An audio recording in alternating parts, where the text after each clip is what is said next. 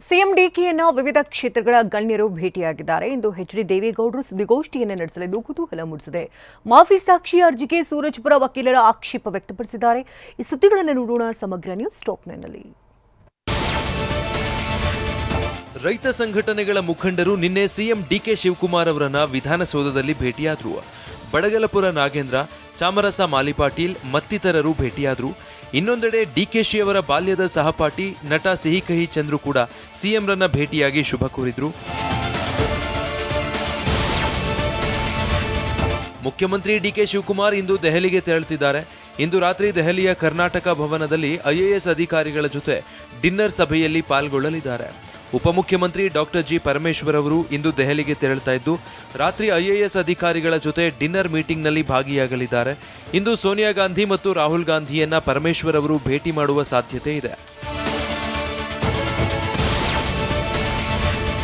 ಶಿರಾ ಕ್ಷೇತ್ರದ ಹಿರಿಯ ಶಾಸಕ ಟಿಬಿ ಜಯಚಂದ್ರ ಸಚಿವ ಸ್ಥಾನದ ಆಕಾಂಕ್ಷಿಯಾಗಿದ್ದಾರೆ.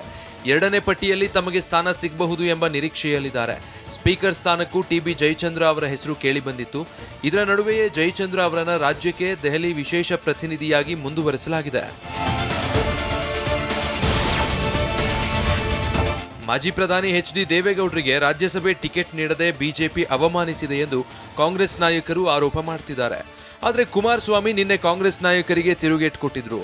ನಾವು ಟಿಕೆಟ್ ಕೇಳೇ ಇರಲಿಲ್ಲ, ಬಿಜೆಪಿ ದಳದ ಮೈತ್ರಿ ಯಾವುದೇ ಧಕ್ಕೆ ಇಲ್ಲ ಅಂದಿದ್ರು. ಈ ಮಧ್ಯೆ ಇವತ್ತು ದೇವೇಗೌಡರು ಸುದ್ದಿಗೋಷ್ಠಿ ಕರೆದಿದ್ದಾರೆ. ರಾಜ್ಯಸಭೆ ಟಿಕೆಟ್ ವಿಚಾರವಾಗಿ ಸ್ಪಷ್ಟನೆ ನೀಡುವ ಸಾಧ್ಯತೆ ಇದೆ. ರಾಜ್ಯ ಕಾಂಗ್ರೆಸ್ ಸರ್ಕಾರದಲ್ಲಿ ನೂತನ ಸಿಎಂ ಆಗಿ ಅಧಿಕಾರ ಸ್ವೀಕರಿಸಿರುವ ಡಿಕೆ ಶಿವಕುಮಾರ್ ಆಡಳಿತ ಯಂತ್ರಕ್ಕೆ ಚುರುಕು ಮೂಡಿಸುವ ಕೆಲಸ ಮಾಡ್ತಿದ್ದಾರೆ. ಇದರ ನಡುವೆ ಬಿಜೆಪಿ ರಾಜ್ಯ ಸರ್ಕಾರದ ವೈಫಲ್ಯಗಳನ್ನು ಮುಂದಿಟ್ಟು ಹೋರಾಟಕ್ಕೆ ಮುಂದಾಗಿದೆ.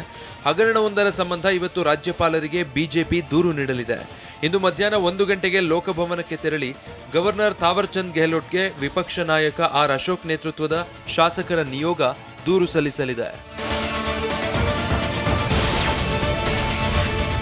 ನರೇಂದ್ರ ಮೋದಿ ಪ್ರಧಾನಮಂತ್ರಿಯಾಗಿ 12 ವರ್ಷ ಪೂರ್ಣ ಹಿನ್ನೆಲೆ ರಾಜ್ಯದ ವಿವಿಧ ದೇವಾಲಯಗಳಲ್ಲಿ ಬಿಜೆಪಿ ವತಿಯಿಂದ ಇಂದು ವಿಶೇಷ ಪೂಜೆ ಹಮ್ಮಿಕೊಳ್ಳಲಾಗಿದೆ. ರಾಜ್ಯ ಬಿಜೆಪಿ ಉಸ್ತುವಾರಿ ಅಗರ್ವಾಲ್, ಸಹ ಉಸ್ತುವಾರಿ ಸುಧಾಕರ್ ರೆಡ್ಡಿ, ರಾಜ್ಯ ಬಿಜೆಪಿ ಅಧ್ಯಕ್ಷ ವಿಜಯೇಂದ್ರ, ವಿಪಕ್ಷ ನಾಯಕರಾದ ಆರ್ ಅಶೋಕ್, ಛಲವಾದಿ ನಾರಾಯಣಸ್ವಾಮಿ ಪೂಜೆಯಲ್ಲಿ ಪಾಲ್ಗೊಳ್ಳಲಿದ್ದಾರೆ. 39 ಬಿಜೆಪಿ ಸಂಘಟನಾ ಜಿಲ್ಲೆಗಳಲ್ಲೂ ಮೋದಿ ಪರ ಪೂಜೆ ಹಮ್ಮಿಕೊಳ್ಳಲಾಗಿದೆ. ಬೆಂಗಳೂರು ಟು ಬೀದರ್ ಮತ್ತು ಬೀದರ್ ಟು ಬೆಂಗಳೂರು ವಿಮಾನ ಸಂಚಾರದ ಸಮಯ ಬದಲಾವಣೆಗೆ ಕೋರಿ ಸಚಿವ ಈಶ್ವರ್ ಖಂಡ್ರೆ ಮುಖ್ಯಮಂತ್ರಿ ಡಿಕೆ ಶಿವಕುಮಾರ್ಗೆ ಪತ್ರ ಬರೆದಿದ್ದಾರೆ. ಈ ಹಿಂದೆ ಇದ್ದ ಸಮಯವನ್ನೇ ನಿಗದಿಪಡಿಸಲು ಸ್ಟಾರ್ ಏರ್ ವಿಮಾನಯಾನ ಸಂಸ್ಥೆಗೆ ಸೂಚಿಸುವಂತೆ ಈಶ್ವರ್ ಖಂಡ್ರೆ ಅವರು ಮುಖ್ಯಮಂತ್ರಿ ಡಿಕೆ ಶಿವಕುಮಾರ್ಗೆ ಮನವಿ ಮಾಡಿಕೊಂಡಿದ್ದಾರೆ. ಸೂರಜ್ ರೇವಣ್ಣ ವಿರುದ್ಧ ಅಸಹಜ ಲೈಂಗಿಕ ದೌರ್ಜನ್ಯ ಪ್ರಕರಣದಲ್ಲಿ ಮಾಫಿ ಸಾಕ್ಷಿಯಾಗಿ ಪರಿಗಣಿಸುವಂತೆ ಕೋರಿ ಎ2 ಶಿವಕುಮಾರ್ ಅರ್ಜಿ ಸಲ್ಲಿಸಿದ್ದು 42ನೇ ಎಸಿಜೆಎಂ ನ್ಯಾಯಾಲಯದಲ್ಲಿ ಶಿವಕುಮಾರ್ ಅವರ ಅರ್ಜಿ ವಿಚಾರಣೆ ನಡೆಯಿತು. ಮಾಫಿ ಸಾಕ್ಷಿ ಅರ್ಜಿಗೆ ಸೂರಜ್ ರೇವಣ್ಣ ಪರ ವಕೀಲರು ಆಕ್ಷೇಪಣೆ ಸಲ್ಲಿಕೆ ಮಾಡಿದ್ದಾರೆ. ಮುಂದಿನ ವಿಚಾರಣೆಯನ್ನು ಜೂನ್ 24ಕ್ಕೆ ಮುಂದೂಡಲಾಗಿದೆ. ವಕೀಲೆ ಮೇಲೆ ಹಲ್ಲೆ ಮಾಡಿದ ಮಹಿಳಾ ಪಿಎಸ್ಐ ಕೇಸ್ ರದ್ದು ಮಾಡಲು ಹೈಕೋರ್ಟ್ ನಿರಾಕರಿಸಿದೆ. ಅಷ್ಟೇ ಅಲ್ಲ, ವಕೀಲೆ ಮೇಲೆ ಹಲ್ಲೆ ನಡೆಸಿದ ಆರೋಪಕ್ಕೆ ಗುರಿಯಾಗಿರುವ ಪಿಎಸ್ಐ ಪದ್ಮಾವತಿ ಅವರಿಗೆ 1 ಲಕ್ಷ ರೂಪಾಯಿ ದಂಡ ವಿಧಿಸಲಾಗಿದೆ. ವಾಹನ ಚಾಲನೆ ಗಲಾಟೆಯೊಂದರ ಬಳಿಕ ಮಹಿಳಾ ವಕೀಲೆ ಠಾಣೆಗೆ ಬಂದಿದ್ರು. ಅಲ್ಲಿದ್ದ ಫೈಲ್ ಕಾಗದ ಎಸೆದ ಕಾರಣಕ್ಕೆ ಪಿಎಸ್ಐ ಪದ್ಮಾವತಿ ಕೇಸ್ ದಾಖಲಿಸಿದ್ರು.